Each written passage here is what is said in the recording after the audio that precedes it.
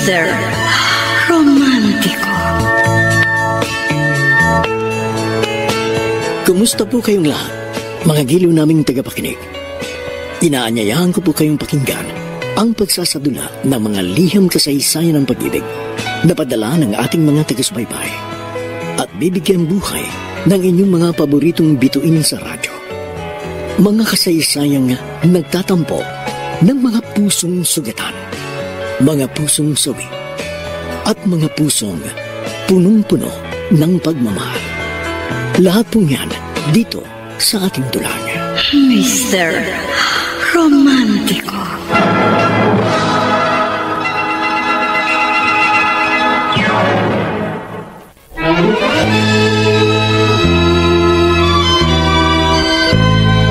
Magandang umaga po mga giliw naming taga-subaybay.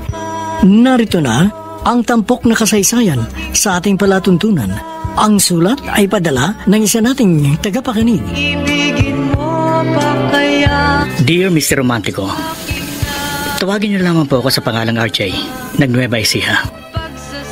Maging ang tulad kong nakatapos ng pag-aaral, ay nahihirapang makatagpo ng magandang hanap buhay sa aming probinsya.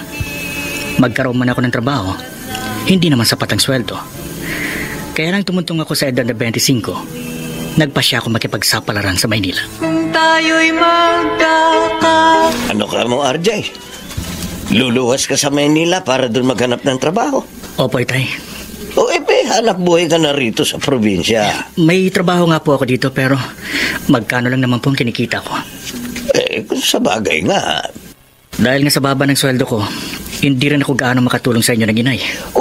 Hindi ka naman namin pinaghahanapan ng inay mo ng tulong. Kahit na po. Kahit papano, kumikita naman ako sa pagsasaka.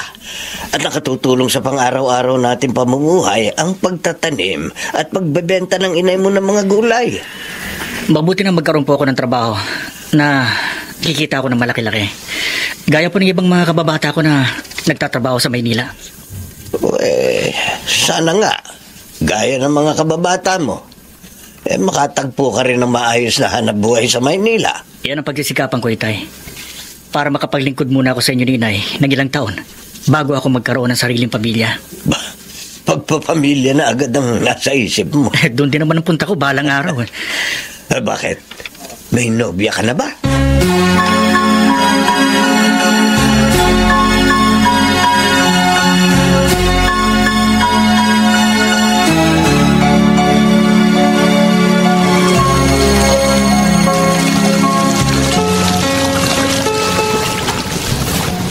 V, matanong nga kita.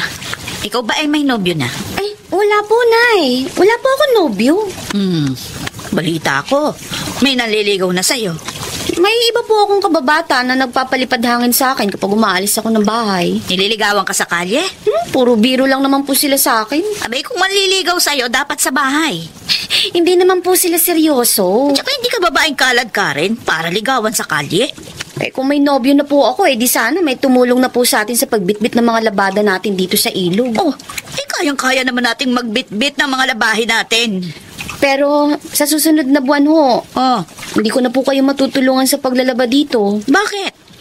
Maghahanap po kasi ako ng trabaho sa Maynila. Tulad ng sinabi ko sa inyo nung minsan. Akala ko naman hindi ka seryoso. Seryoso po ako makapagtrabaho sa Maynila, Nay. At saka balitang delikado ang buhay sa Maynila. May kaibigan naman po ako makakasama na may kamag-anak sa Maynila na aming matutuluyan habang maghahanap po kami ng trabaho. Naku, V. Hindi yata kita mapapayagang lumayo sa amin ng tatay mo. Nay, payagan niyo na po ako. Gusto ko pong mapag-aral ang sarili ko para matulungan ko mga nakababatang kapatid ko at makabili ng mga gusto ko. Kumpletong mga kasangkapan, mga hayop na aalagaan na mapagkakakitaan. At syempre, makapagpatayo ng sariling bahay. Gusto ko pong lumuwas ng Maynila.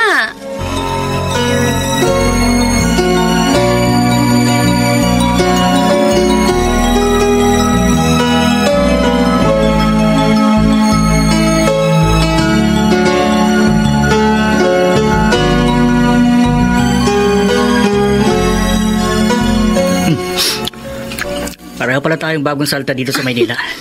Pero parang pinagtagpo tayo. Oo nga. Tama ka, RJ. Magkalayo ang mga probinsya natin pinanggalingan. Sa Nueva Ecija ako, ikaw naman sa La Union.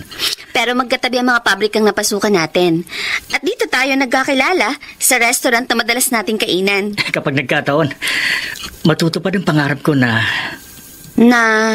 Ano? na magkaroon ako ng love life.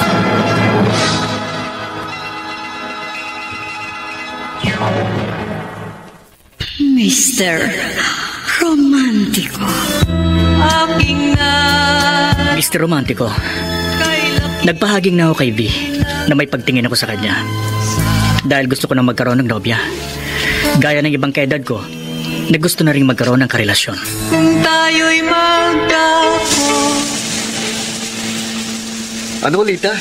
Naghahanap ka ng boyfriend? Bakit ka nagulat, Dino? Nagbibiro lang ako nang tanungin kita kung may kadate ka nang parahin mong tricycle ko para magpahatid sa plaza. Hindi biro ang sagot ko sa'yo. Oh, paano namang hindi ako magugulat? Sa ganda mong yan, hanggang ngayon ba naman wala pang nagkakamaling manligaw sa'yo? Meron, pero hindi ko type eh. Ano magagawa ko? Sa lahat naman nating magpipinsan na magkababata, ikaw lang ang walang karelasyon. Ano nga naman makipagnobyo ako sa hindi ko gusto? Masyado ka naman yatang pihikan eh. Hindi naman. Ano bang type mo sa isang lalaki? Bakit mo tinatanong? Baka may kaibigan akong mairekomenda sa'yo. Ay naku, wag na. Bakit naman? Halos lahat ng mga kaibigan mo kilala ko eh. Ni isa ba sa mga yon hindi papasa sa panlasa mo? Hindi eh. Lita, Magkaka-boyfriend din ako, Dino. kailan? Kapag nakita ko na ang lalaki magpapatibok sa puso ko.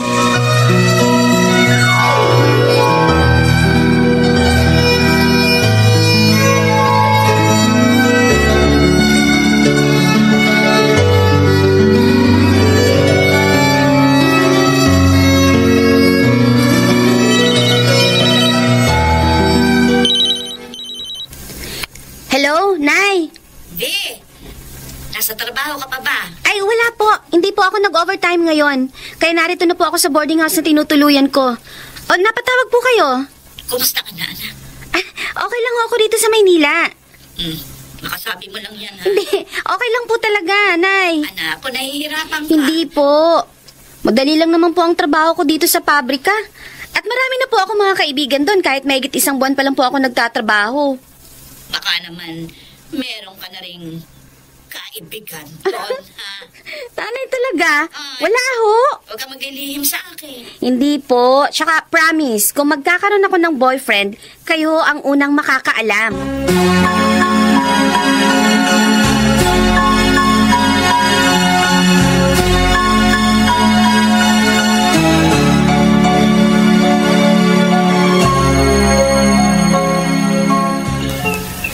Hello, RJ. Oh, napatawag ka. Tama-tama't nagpapahinga ako rin sa bukid. Nangako ako sa inyo, Tay, na kapag nagkaroon ako ng nobya, kayo ang unang makakaalam. May nobya ka na? Mayroon na ho. Aba, ay dapat makilala namin siya ng inay mo. Siyempre naman, kapag pareho po kaming walang pasok sa trabaho, isasama ko siya dyan sa Nueva Ecija. At dyan po kami matutulog ng isang gabi. Uy, mabuti kung sumama sa iyo ang nobya mo. Sigurado pong sasama sa akin yun. RJ, kapag nagsama ka ng babae at nakasama mo ng magdamag, malamang makapag-asawa ka na nga.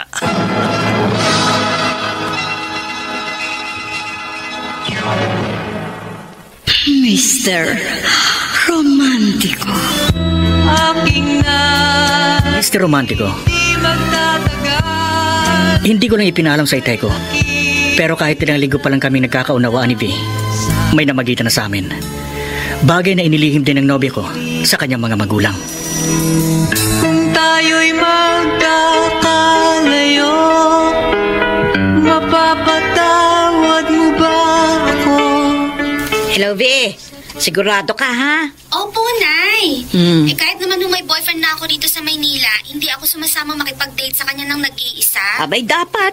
Kung lumabas man ho kami, kumain sa labas o mamasyal, lagi kaming may kasamang mga kaibigan. Ay, sa susunod na pagtawag mo sa akin, ha?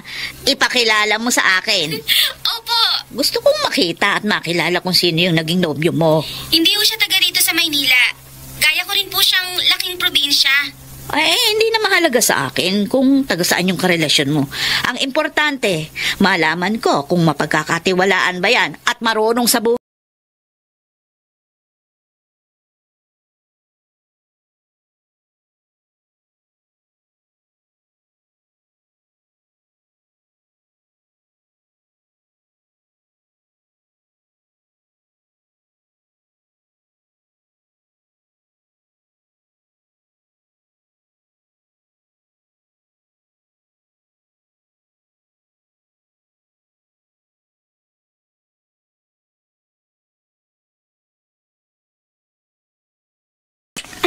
Teka lang, RJ.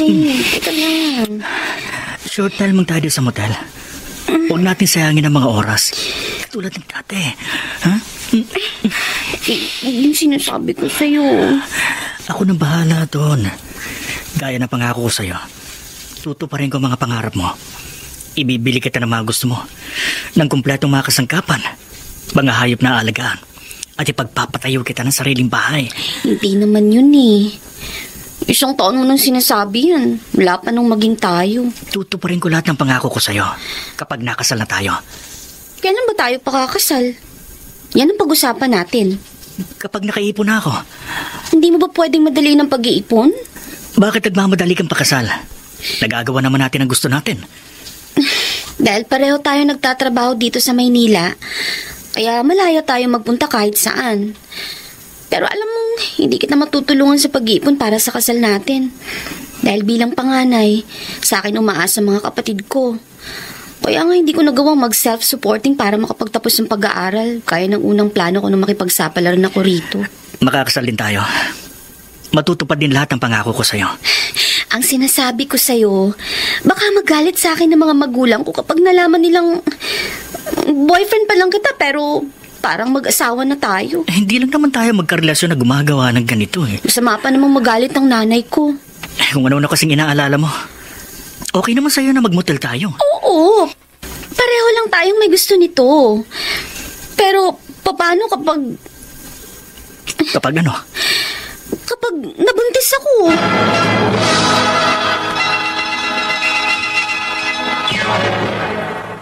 Mr. Romántico. Kung tayo'y magkakalayo.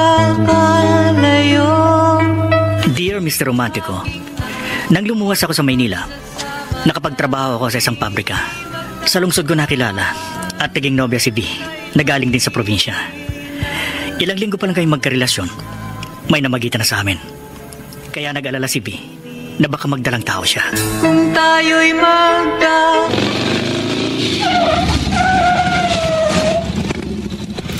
RJ! Ako nga po, Itay. Sabi ko na nga, ba't ikaw ang lula ng tricycle na bukmarada rito sa harap ng ating bahay? Tay, may kasama ako. B, agitay ko. Magandang tanghali po sa inyo. Magandang tanghali rin naman, anak. Siya po ang nobya kung sinasabi ko sa inyo, Tay. Ay, tama pala ang sabi mo, RJ. Maganda ang nobya mo. Ay, hindi naman po. Pipili ba naman ako ng hindi maganda? At mukhang mabait. Talagang mabait po ang girlfriend ko. Kaya bihira kami magtalo. Pumasok na tayo sa loob ng bahay para makilala rin ng inay mo ang iyong nobya. Halika na, B. Siguradong matutuwa ang inay mo sa iyong pagdating, RJ. Lalo pat makikilala niya ang kanyang magiging manugang.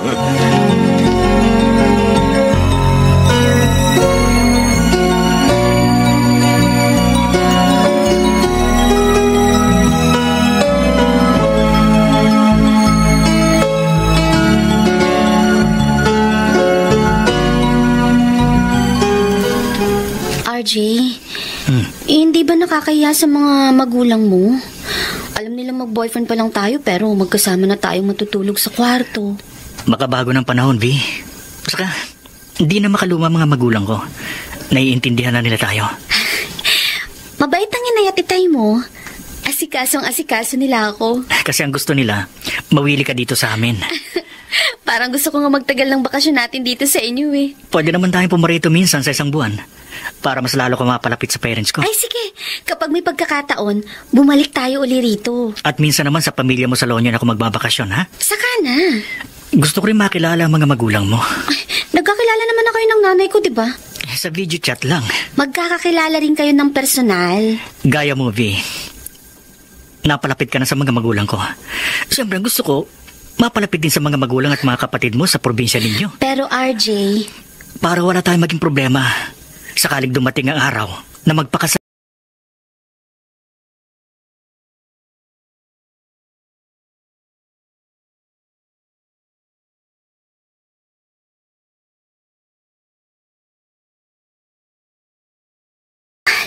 Hello, Nay? Oy, V. Bakit di mo agad sinagot yung tawag ko? May inaasikaso po kasi ako sa kusina eh. Bakit parang humihingal ka? Napagod po kasi ako. Baka naman magkasakit ka niyan, ha? Wala po. Maayos naman pong pakiramdam ko. Ay, sandali lang, V. Meron akong bisitang dumating dito sa bahay.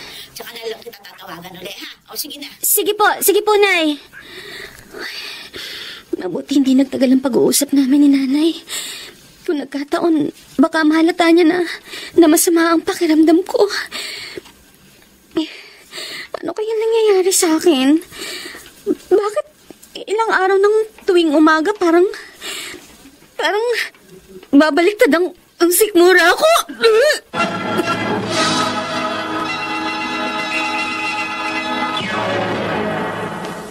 Mr.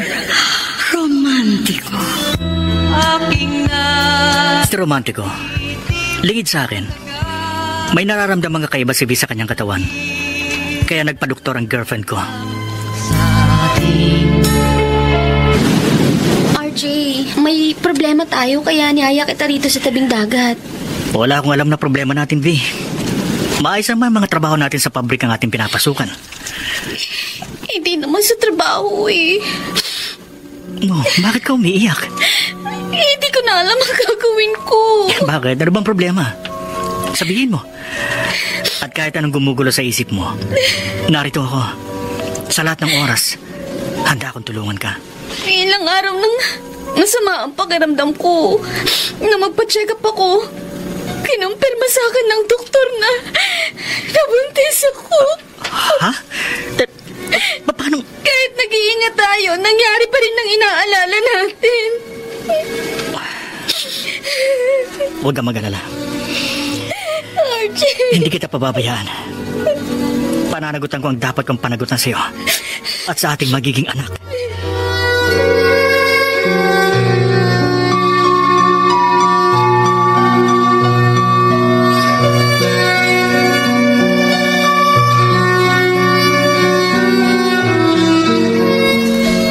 Ano, RJ?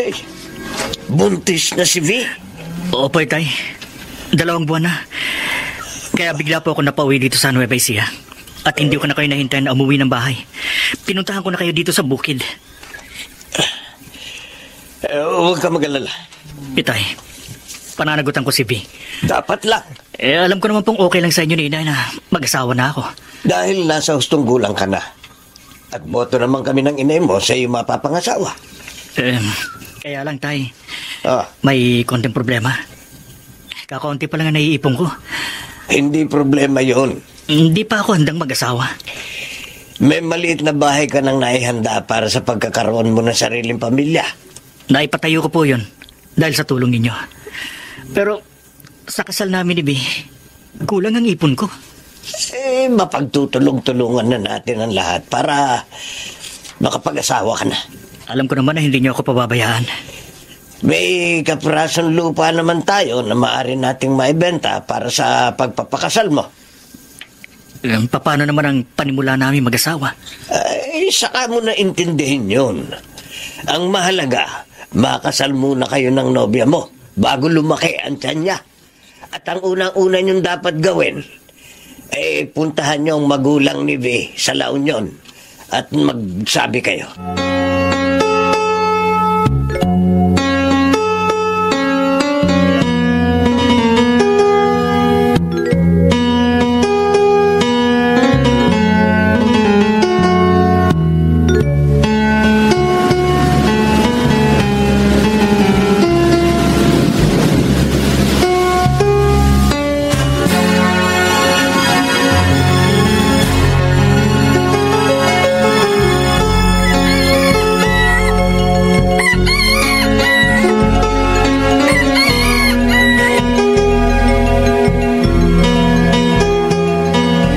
Magta-tricycle ka, RJ?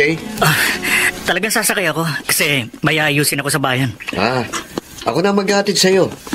Tricycle kung nasa unahang pila rito sa terminal. Pero, teka, kilala ba kita? Magkakilala ba tayo? Hindi tayo magkakilala. Ang magiging asawa mong kakilala at kaibigan ko, si V. Paano mo nalamang magiging asawa ko si V? Kasi sinabi niya sa akin kahapong naging pasahero ko kayo. Nakararating nyo lang galing sa Maynila. Kaya nalaman ko rin ang pangalan mo. Magkaibigan pala kayo ni V. Kaya kinausap kanya kahapon habang ibinababa ko sa harap ng bahay nila ang mga dala namin pasalubong sa mga kamag-anak niya. Ako si Dino. Sakay na. Okay. Ngayong magkakilala na tayo, RJ, siguro naman, hindi mo kalilimutang imbitahan sa kasal nyo ni B. Oo naman. Hindi, biro lang. Pero okay lang kung tototohanin mo.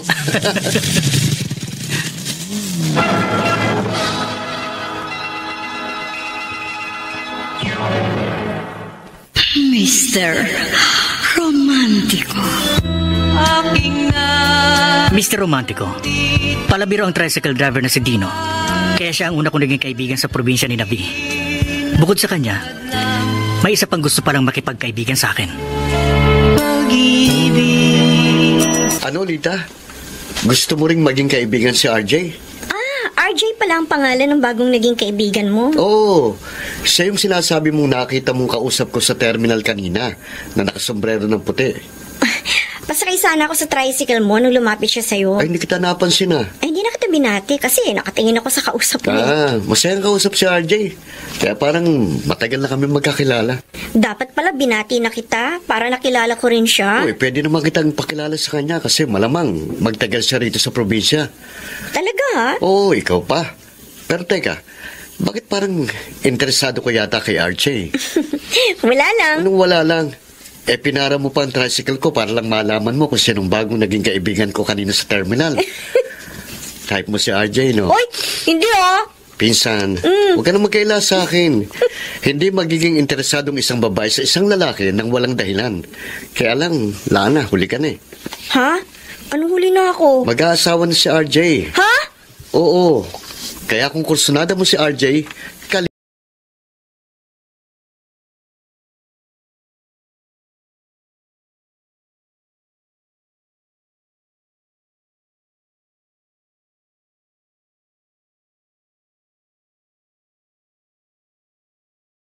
Ayoko. Ayaw mong tumira sa Nueva Ecija kapag nakasal na tayo? Ayoko mapalayo sa mga magulang ko. Pero may sariling bahay na tayo sa tabi ng tinitirhan ng mga magulang ko. Doon sa probinsya namin. Kung magpapagawa tayo ng sariling bahay, gusto ko dito sa tabi ng bahay ng nanay at tatay ko. Kung hindi lang malayo dito sa La Union ng Nueva Ecija, ililipat ko na lang dito sa tabi ng tinitirhan yung bahay na naipundar ko sa probinsya namin. At hindi lang bahay. Ang gusto ko, sa loob ng isang taong pagsasama natin, umasenso na tayo. Bukod sa sariling bahay, makapagpundar ka na rin ng iba pang mga ipinangako mo sa akin. Mahirap naman yata yun. Di pagsikapan mo. Paano kapag kasal na tayo? Makitira muna tayo sa kamalig na katabi ng bahay ni nanay. May trabaho tayo sa Maynila. Wala na akong balak magbalik pa sa trabaho ko dun. Ha? Ako? Saka ka na magbalik sa Maynila kapag nakapanganak na ako. Anong magiging trabaho ko dito sa La Union? Malawak ang bukirin. Vi, wala akong alam sa trabahong bukid. Bahala na mga magulang ko na magturo sa'yo ng pagsasaka at pagtatanim. Pero... Basta, sundin mo ang gusto ko. Kung ayaw mo mag-away tayo.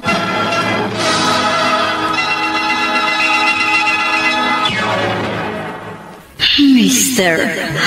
Romántico.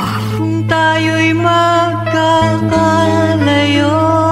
Dear Mr. Romántico, ginawa namin ni Vi ang lahat ng pag-iingat upang hindi magbunga ang madalas namin pagdidate. Subalit nagbuntis din ang nobya ko. Kaya napilitan akong sumama sa kanya sa kanilang probinsya kung saan doon namin napagkasundo ang magpakasal.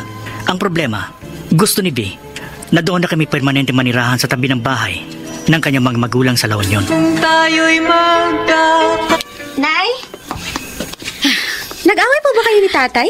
Hindi, V. Hindi naman kami nag-aaway ng tatay mo dahil sinusunod niya yung mga gusto ko. Bakit bago po ako lumapit sa inyo, nakasimangot kayo? Kasalanan ng asawa mo. Ho? Si RJ? Oo. May problema po ba kayo sa asawa ko? Hindi siya komportabling dito na manirahan sa La Union. Sinabi po niya sa inyo? Hindi niya sinabi. Pero mula nung makasal kayo, halata akong labag sa loob niya na manirahan sa tabi ng lumang bahay natin.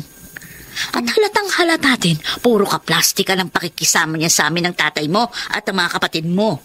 Nay, baka naman akala nyo lang po yun. Hindi! Oh, sa edad ko ba namang ito? Hindi pwede magkamali ang tansya ko sa totoong ugali ng asawa mo. Kaya nahihirapan ako makisama sa kanya. Pero, Nay... Ay, sabihin mo dyan sa asawa mo, ha? Kung labag sa loob niyang makasama kaming pamilya mo, ay lumayo siya dito, libre-libre. Hindi ko kailangan ng manugang na tulad niya. Mapagkunwari.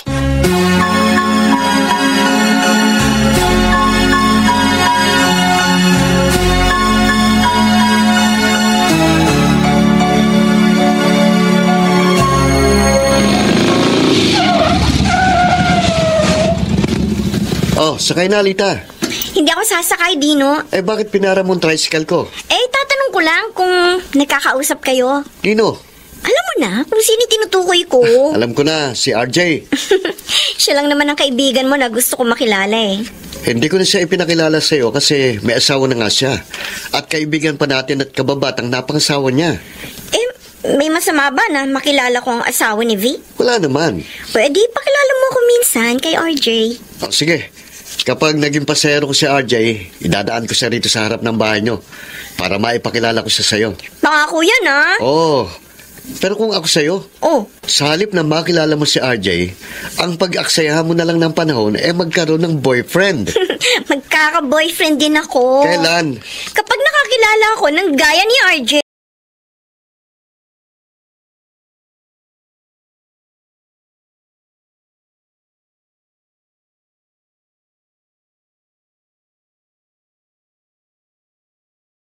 Nanay Gina, huwag niyo naman po akong pagsabihan ng ganyan. Kung hindi ka ba naman bobo, RJ, ilang beses ka na naming tinuruan ng mga gawain dito sa bukid. Hindi mo pa rin magawa ng tama ang mga naituro namin sa iyo. Wala naman pong reklamo si Tatay Tinoy sa mga trabaho ko. Hindi lang kumikibo ang asawa ko dahil ayaw niyang mapahiya ka o sumama yung loob mo. Pero ako, hindi ko pwedeng palampasin yung mga kapalpakan mo. Kung hindi ko man po masunod minsan ang mga itinuturo ninyo, nagkataon lang po na may sarili akong diskarte. Ang sabihin mo talagang may katangahan ka. Hindi lang po ako sanay sa pagsasaka at sa pagtatanim. Siguro talagang sinasadya mo na hindi pagbutihin yung trabaho mo dito sa bukid para mapapayag mo si V na magbalik ka na sa trabaho mo sa Manila. Ang anak niyo na naman po ang may gusto na magsaka at tumira kami dito sa tabi ninyo eh. At utang na loob pa pala ng pamilya namin na pinatira ka namin na malapit sa amin, ha? Hindi naman po sa ganun. Ay, huwag kang umiting-ngiti dyan. Hindi ako nakikipagbiruan sa'yo. Nay, huwag na po kayong magalit. Ay, nakakakulo ka ng dugo. Patong-patong na yung mga kapalpakan mo sa pamilya namin. Hindi naman ho. Hindi! Kung hindi mo minadali sa pag-aasawa si V, sana nakatapos siya ng pag-aaral. Hindi ko po kasalanan na hindi nakapagtapos ang anak ninyo. Palpak ka na magtrabaho. Wala ka pang respeto. Iginagalang ko po kayo, Nay. Pinagsasabihan kita, ha? Hindi ka basta makinig at sumunod sa mga sinasabi ko. Sagot ka na sagot. Wala naman sa lugar. Nagpapaliwanag lang naman po. Ang sabihin mo, talagang ayaw mong tinuturuan at pinagsasabihan ka. Hindi ka marunong makisama. Wala kang utang na loob. Kung ako lang masusunod, hindi ako papayag na masampid ka sa pamilya namin. Perwisyo!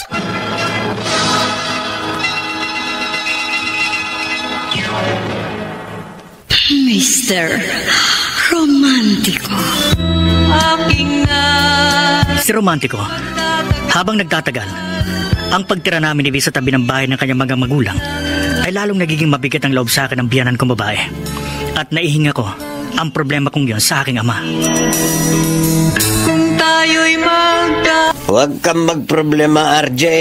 Tay, kahit po sa maliit na bagay lang, kinagagalitan ako ng nanay ni V. Pinagsasalitaan ako ng masasakit. Kaya napatawag ako sa inyo. Ang nanay ng asawa mo, parang magulang mo na rin. Ginagawa ko naman ang lahat para pakisamahan ko na maayos ang mga biyanan ko at mga anak nila. Pagpasensyahan mo na ang biyanan mong babae. Yan naman ang madalas na gawin ko. Makakasundo mo rin siya. Tay, may araw na parang hindi na ako makatagal sa masamang ugali ng nanay ni V. Parang hindi na ako makapagtimpi. RJ, huwag mong papatulan ang hindi magandang trato sa'yo ng biyanan mo. Tay, At sisikapin kong matulungan ka para malutas ang problema mo sa maayos na paraan.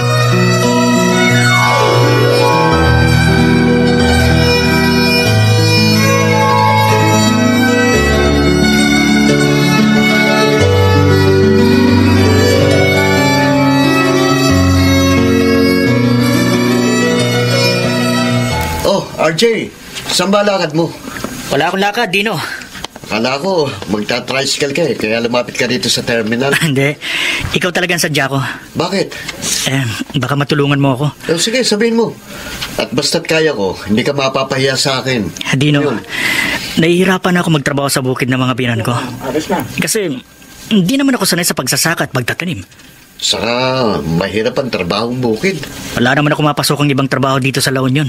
O, ano maitutulong ko sa'yo? Dino, pwede kaya na paminsan-minsan makipasada ako sa tricycle mo? Bakit hindi? Talaga? Naku, salamat. Kahit bago pa lang tayong naging magkaibigan, parang matagal na tayong barkada. Ganun turing ko sa'yo. Salamat. Marunong naman ako magmotor kaya may papasada ko ng maayos ang tricycle mo.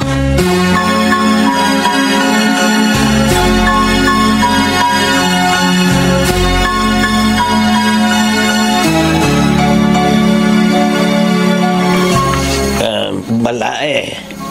Ako nang humihingi ng paumanhin para kay RJ. Ay, hindi kita pinapunta dito sa amin, Balae, para pag-ayusin kami ng anak mo. Mabait naman ho siya. Natural.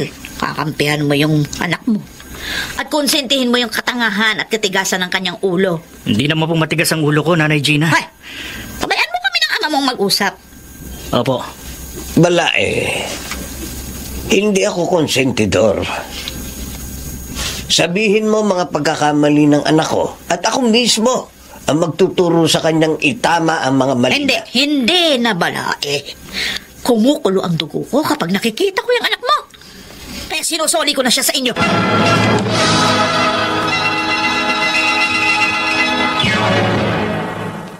Mr. Romantico. Mr. Romantico, sa kabila ng maanghang na mga pananalita ng biyanan kong babae, sinikap ng itay ko na maging maayos ang pag-uusap nila. At pinayuhan ako ng itay na magpasensya at makisama ng maganda sa aking mga biyanan. Kung tayo'y Mabuti pala, nadaanan kita rito sa kalye, RJ. Dino, naglalakad-lakad ako na hindi ko alam kung saan ako pupunta. Parang sasabog ang dibdib ko sa sama ng loob sa biyanan kong babae. Huwag mo masyadong intindihin ang mama ni B. Sa harap ng itay ko, kulang na lang ipagtabuyan niya ako. Ganito, para makalimutan mong problema mo, sumama ka sa akin. Wala ako sa kondisyong bumiyahe ngayon. Hindi naman ako mamamasada eh. May pupuntahan akong sayawan at may inuman pa doon. Sayawan? Oo. Ano, okay ba sa'yo? Hindi ako masyadong marunong sumayaw, Dino. Pero, sige, sasama ko sa'yo para makalimutan kong problema ko sa biyanan.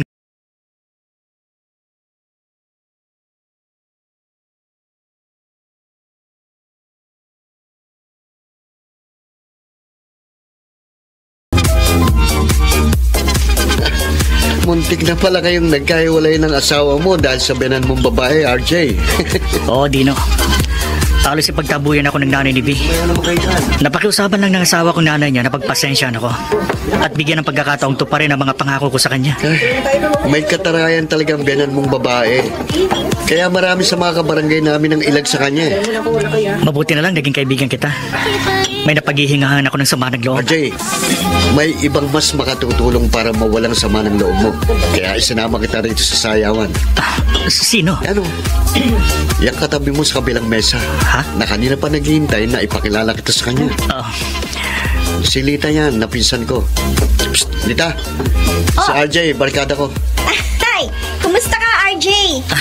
Okay lang. Bago pa kita ipakilala sa kanya, naikwento ko na kay Lita na may asawa ka na at kapapanganak pa lang ng misis mo. Pero game pa rin siya na makasayaw ka. Ano? Okay lang ba sa'yo na magsayaw tayo, RJ? Okay lang, Lita. Okay na, okay. Kahit ilang sayaw pa ang gusto mo.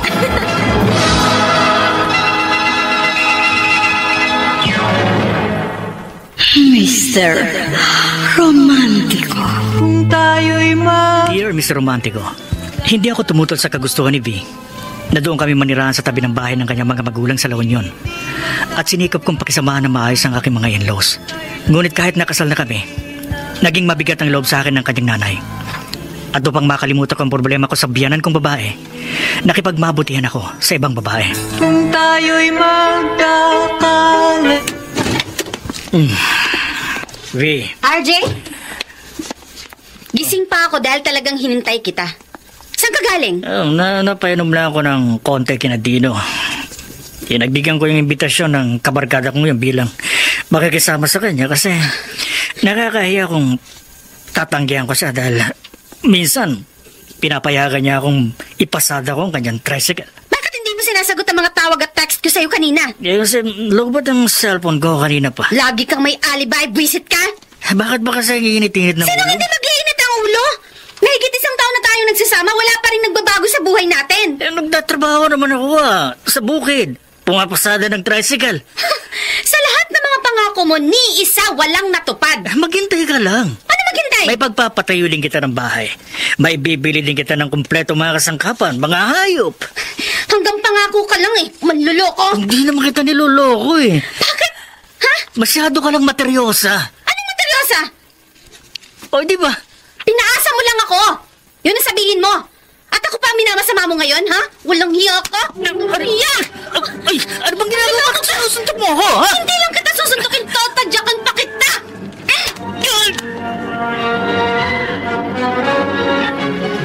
Ayaw mong kinagagalitan ka, RJ. Pero puro kapal pa ka naman yung ginagawa mo. Day, sinusunod ko naman pa ang mga utos niyo ni Tatay Tinoy. Oo, sumusunod ka nga. Pero halata namang napipilitan ka lang magtrabaho dito sa bukid. Naku, hindi po. Kaya nga hindi tama ang trabaho mo eh. Nay. Kung hindi ako magtitimpi sa'yo, naku, baka kung ano pang masabi ko at magawa ko sa'yo, wisit ka. Teka, saka ako tayo mag-usap. Sasagutin ko lang tong cellphone ko. Ayan, diyan ka magaling sa pag-usap sa cellphone. Huh? Hello, Tay. Jay, kumusta? Okay na ba kayo ng biyanan mo, Matay? Oo. Magkasundo na po kami ng nanay ni B. Wala na po akong problema dito sa kanilang probinsya. Wala na po.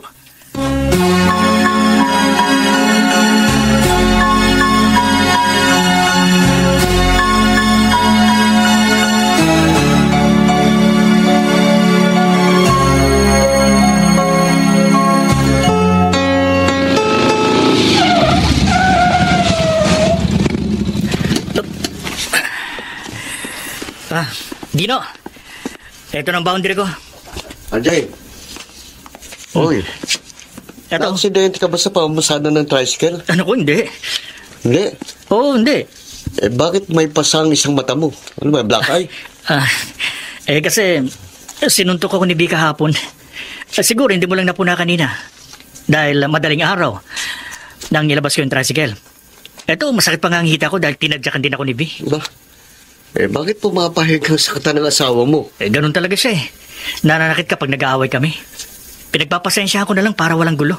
Bakit magpapasensya ka lang? Patulan mo asawa mo. Para hindi ko kaya eh. Patunayan mo ikaw ang nakapantalon sa inyong mag-asawa. Ajay, kapag hindi, mamimihasa ang asawa mo na andi rin ka.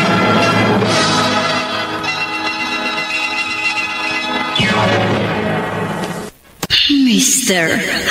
Romántico. Miss Romántico, habang tumatagal, lalong nagiging violent si B. May mga araw tuloy na parang gusto kong pagsisihan na siya ang napangasawa ko. Kawawa ka naman, RJ. Kahit pa paano, nakakasanayan ko na rin ang trabaho dito sa bukid. Hindi sa trabaho mo. Kawawa ka sa pakikisama mo sa asawa mo at sa biyanan mong babae. Alam mo rin palang problema ko sa kanila. Nabanggit sa akin ni Dino, kahapon napasakay ako sa tricycle niya. Kaya nga nang may puntahan ako na malapit dito sa bukid na sinasaka mo, dumaan na ako dito para makausap ka. Lita, huwag mo akong kaawaan. Hindi ako naaawa lang sa'yo, RJ. Kaibigan na rin kita, kaya nagmamalasakit ako sa'yo. Salamat. Hindi tama yung ginagawang pagmamalapit sa'yo ni V. Kahit pa paano, nababawasan ang bigat ng loob ko kapag nakakausap ko kayo mga kaibigan ko. Nagkamali ka kasi ng pinakasalan. Lita. Kung hindi lang huli, nung magkakilala tayo, baka hindi naging miserable ang buhay mo. Baka tamang babae ang napangasawa mo at magiging maligaya sana ang buhay mo.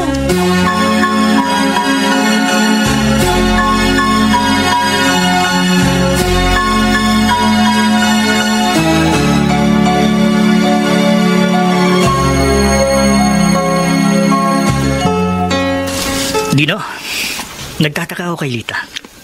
Bakit, RJ? Kasi... Kasi masyadong malapit sa sayo? Oo. Kahit dito sa kalye, kahit may ibang tao nakakakita sa amin, parang walang ano man sa kanya kung humawak siya sa braso ko. Sa'yo lang naman ganun ang pinsan ko eh. Sa akin lang? Hindi na ako magkakaila sa'yo, RJ. Malapit sa'yo si Lita dahil may pagtingin siya sa'yo. Pero alam niya may asawa at anak na ako. Nangihinayang nga siya dahil huli na magkakilala kayo. Dino. RJ, sinabi ko yan sa'yo dahil sa awa ko rin sa'yo. Sa hindi magandang pagtrato sa'yo ng asawa mo. Na hindi kanya masisisi kung maging mitsa ang masamang ugali niya para lokohin mo siya. Hindi mangyayari yon. RJ... Kahit madalas na hindi kami magkaunawa ng asawa ko.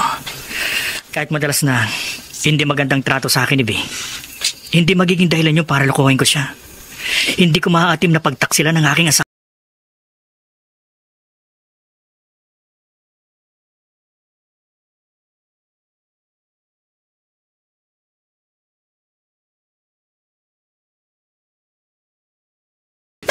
Lang. Alauna ka na nakauwi. Habi, pagod na ako sa pagtatrabaho sa bukid. Pagdating ko ba naman dito sa bahay, ako bang pagdadabugan mo? Ako bang magsasaing? Kanina pa ako nagugutom. Bakit hindi ka nagluto? Ikaw ang tagasaing, hindi ako. Sobra ka na. Oy, huwag mo akong pandilatan, ha? Ikaw ang babae na dapat mag-asikaso sa mga gawaing bahay. Hindi ako! Huwag mo akong sisigawan! Huwag mo nga sa akin ang gunting na yan! Alang yan ka! Itatara ko to sa katawan mo! Wag! Ay! Saan ka pupunta? Huwag kang papaabot sa akin, walang hiya ka, ha? Pag ginabutan kita, sasaksakin talaga kita!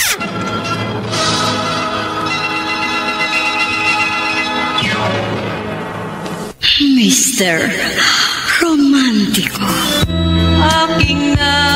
Mr. Romántico, nakakahiya. Hinabol ako ni V hanggang sa kalye na hawak niya ang gunting. Pero hindi ko magawang patulan ng asawa ko. Kaya sa iba ko'y binunton ang sama ng loob ko.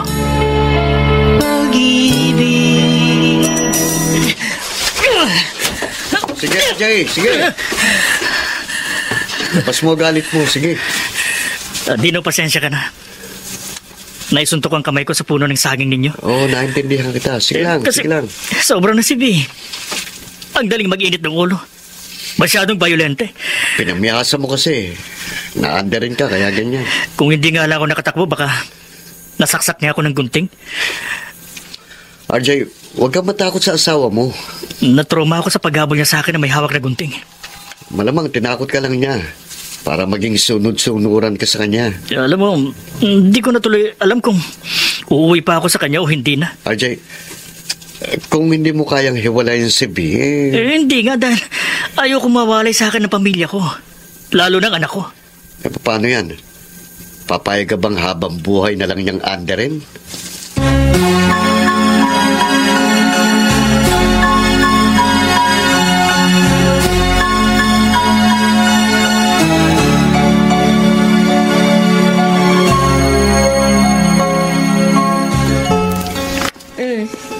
Magmerienda ka muna, RJ. Hindi ka na sana nag-abala, Lita.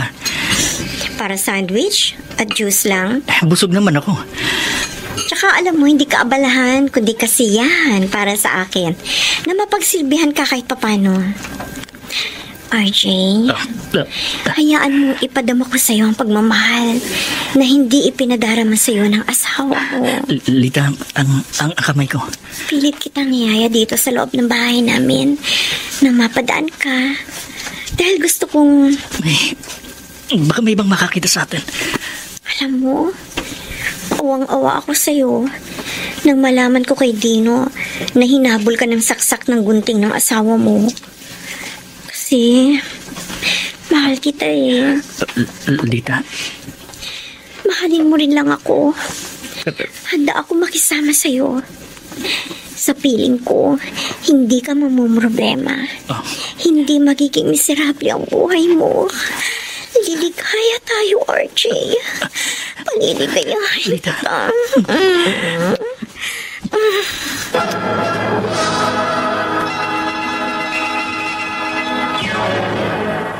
Mr. Romántico.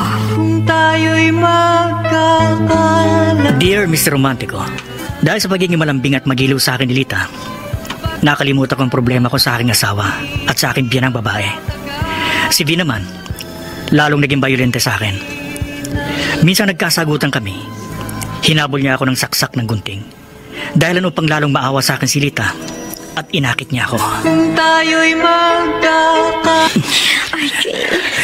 Archie, mahal kita. Lita, huwag kang yumakap sa akin. Huwag mo akong halikan. Mahal na mahal kita. Bitiwan mo ako. Archie! Sorry.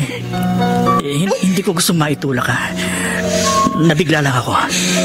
Wala kang anumang aalalahanin sa akin. Sige. Sandali, RJ. Alis na ako. Yung sinabi ko sa'yo, totoo yun sa loob ko. Mahal kita. Handa akong makisama sa'yo. Iwan mo lang ang asawa mo. Kasal kami ni V. Miserable ang buhay mo sa piling niya. Nagsumpahan kami magsasama sa hirap at ginawa habang buhay. Pero hindi ka maligaya sa piling ng asawa mo. May anak na kami. Iwan mo na si V at anak ninyo para matapos na yung miserable ang buhay mo. Hindi. Archie! Hindi ko maaating masira ang pamilya ko dahil sa'yo. O kahit sa sino mang babae. Diyan ka na. RJ! RJ, sandali! RJ! RJ!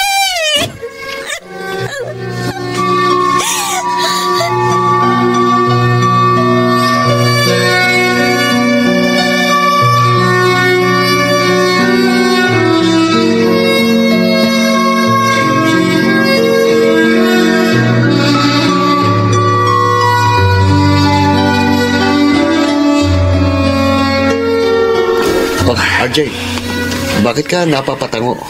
Dino, tama ka. Dapat kong pangatawanan ang pagiging lalaki ko sa pagsasama namin ni B. Dapat lang. Paiiraling ang pagiging padre di pamilya. Mangyari na, mangyayari.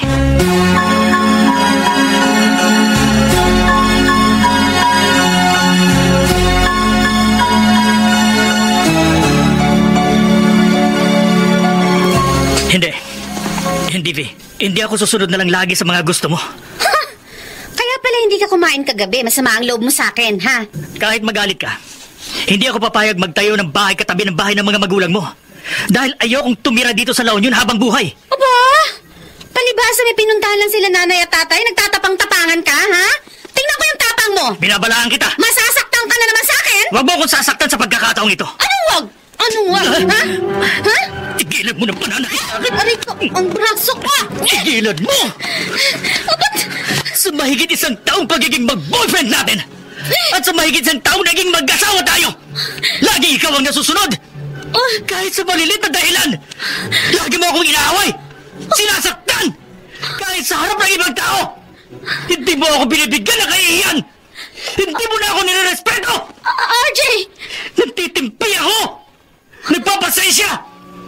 Hindi dahil takot ako sa'yo. Nagtitiis ako ng pakikisama sa masamang ugali mo dahil mahal kita. Ayoko masira ang ating pagsasama. Pero hindi ko mapapayagang lumaki ang ating anak na hindi niya ako iginagalang dahil lang sa pang-aandir mo sa akin. Kaya ihiwalayin na kita. Ano? At isasama kong anak ko. Hindi! Hindi ako papayag na ilayo mo sa akin ang anak ko! Ilalayo ko sa iyo ang anak natin sa iyo at sa gusto mo. Huwag mo akong pipigilan dahil magkakamatayan tayo!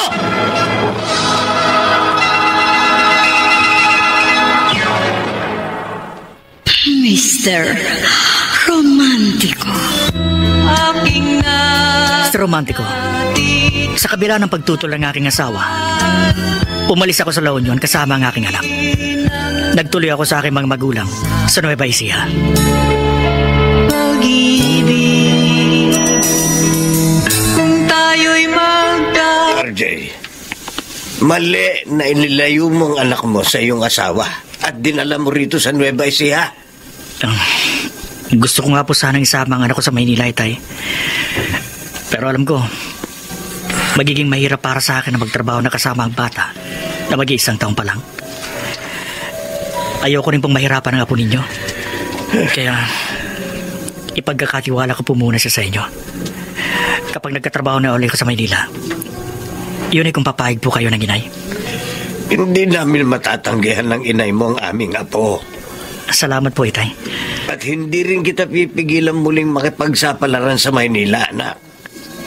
Tungkulin mo magsikap para sa pamilya mo. Pero ano po, Itay?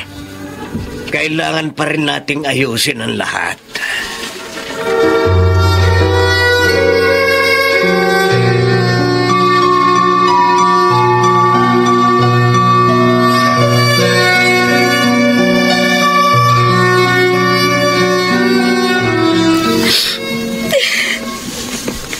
Anong iniiyak-iyak mo, V?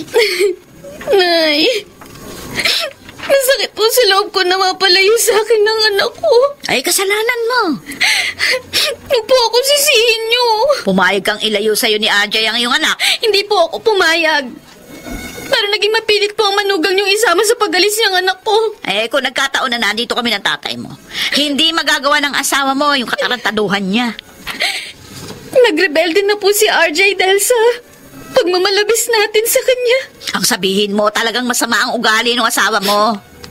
Kung pinakisamahan po natin siya ng mabuti, hindi siya makakaisip na iwan ako. Ay, mabuti nga, nawala na rito si RJ. Nawala na ako ng konsumisyon. Nay, hindi ko po matatagal lang mawala sa akin ng anak ko. Mababawi mo naman ang apo namin kung gustuhin mo. Paano po? Ay, di gumawa ka ng paraan. Magreklamo ka sa kinauukulan. Dahil ang alam ko, dapat nasa ina ang kustodiya sa anak na wala pang 7 taong gulang. Gagawin ko po ang lahat para mapabalik sa akin ng anak ko. Eh, dapat. Nasanay na rin kami ng tatay mo, nakasama namin ang aming apo. At para magkaayos din po kami ni RJ. Nako, wag mo nang hangaring magkaayos pa kayo ng asawa mo. Basta, mapawi mo lang yung anak mo. Hayaan mo na magkahiwalay kayo ni RJ na tuluyan.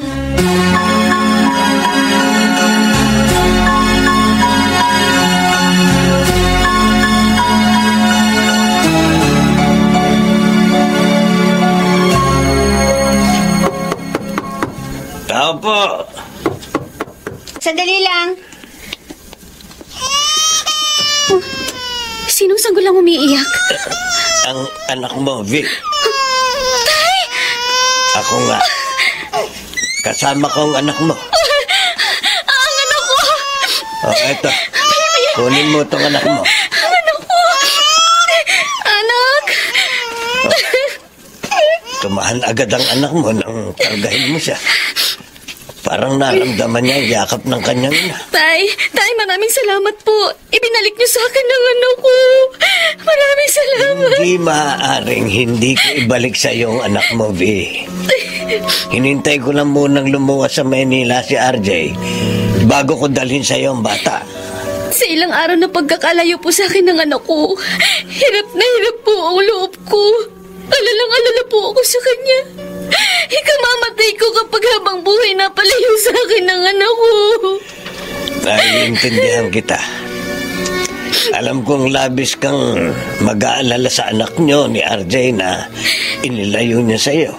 Naiintindihan ko rin po ang asawa ko kung bakit niya nagawa yun. Naihinga sa akin ni RJ ang lahat ng sama ng loob niya sa iyo. Pero sa kabila nun, hindi ako sang-ayon na masira ang pamilya ninyo. Salamat ho, Tay.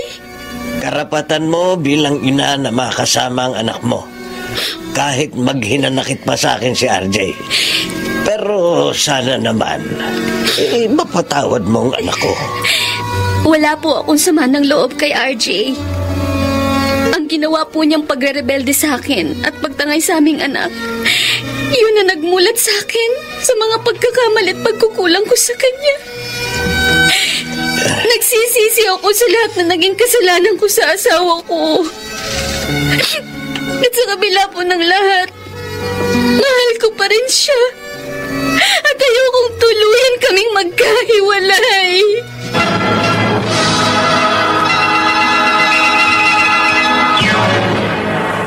Mr. Romantico. Aking Mr. Romantico, itinawag sa akin ni Itay ang naging desisyon niya na ibalik ang anak ko sa aking asawa. Kaya nang magkaroon ako ng pagkakataon, umuwi kagad ako sa Nueva Ecija.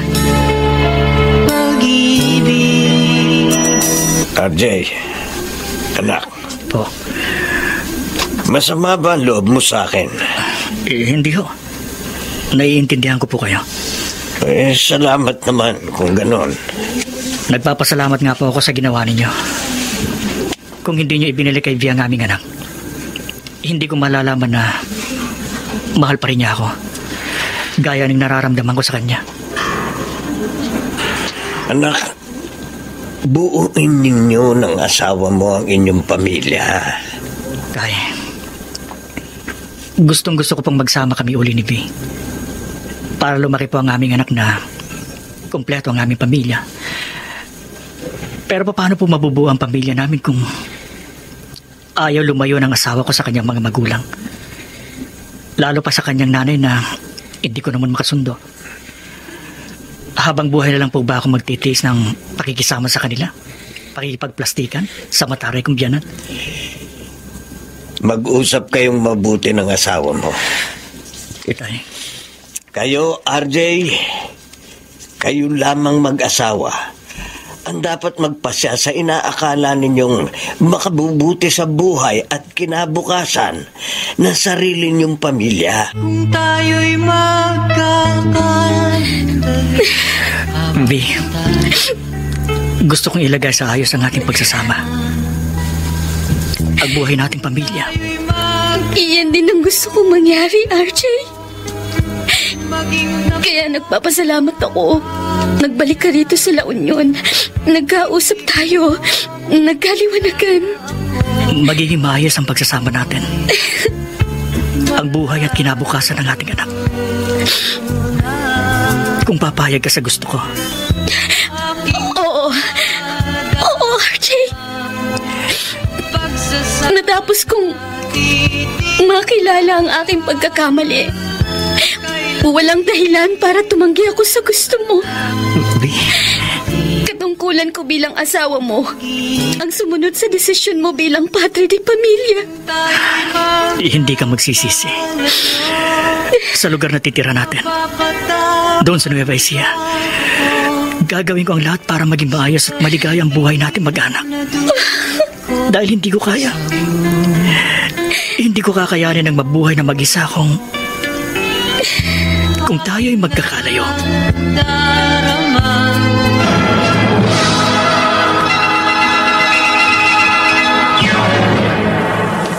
Mr. Romántico. Mr. Romántico, laking pasasalamat ko. Naging sunod-sunuran na si Vi sa desisyon ko. Naging maayos na ang buhay namin at pagsasama sa Nueva Ecija. Salamat sa pagbibigay daan mo sa aking liham. Ako ang iyong taga-subaybay, RJ.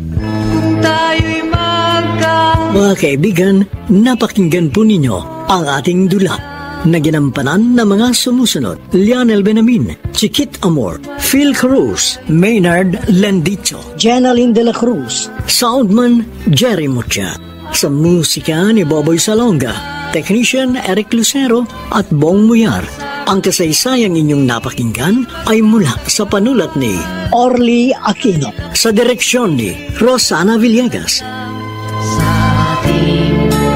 Mga giliw naming taga-subaybay, huwag kaliligtaang abangan ang bawat kabanata ng magagandang kasaysayang tampok sa ating palatuntunan.